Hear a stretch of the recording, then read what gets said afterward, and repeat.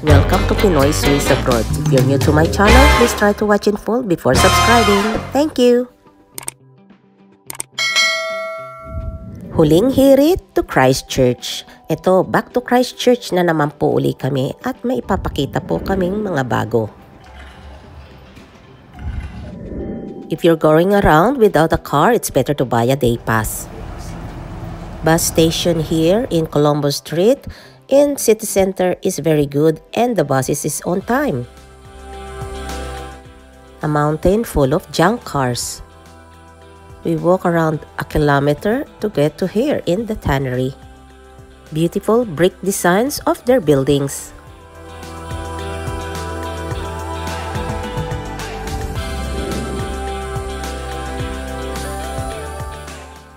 Really old-fashioned designs that looks like in the 18th century.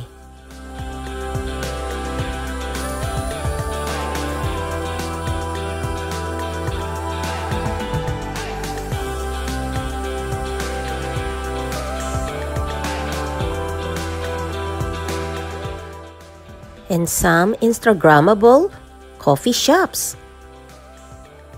Oy, picture na! At that time, kami pa lang po ang Asianos doon sa loob. And this is actually a herbal pharmacy shop. Pertakal po ang bili dito. I am fascinated by this. Hindi ko po akalain na meron pa palang ganito sa panahon ngayon. They also have a clinic and consultation, but you need an appointment. And they have toilet or loo on both ends of the buildings. And on this side are some boutique shops for clothing. Don't forget to like and subscribe.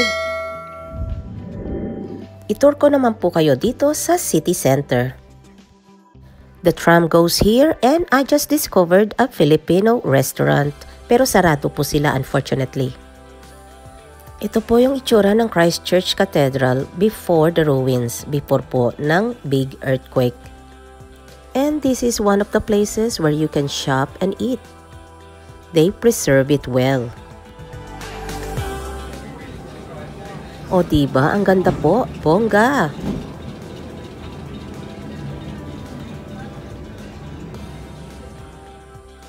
And just walk along, there is also a park at the very end. It's now winter here in New Zealand and June is one of the winter months from June to August. And we pass by the ruins of the Christchurch Cathedral. You can see the old and new buildings. Basa-basa lang po pag may time. And this one is the only one standing. I hope you like my short video at marami pa pong darating. Thank you very much sa mga umabot sa dulo.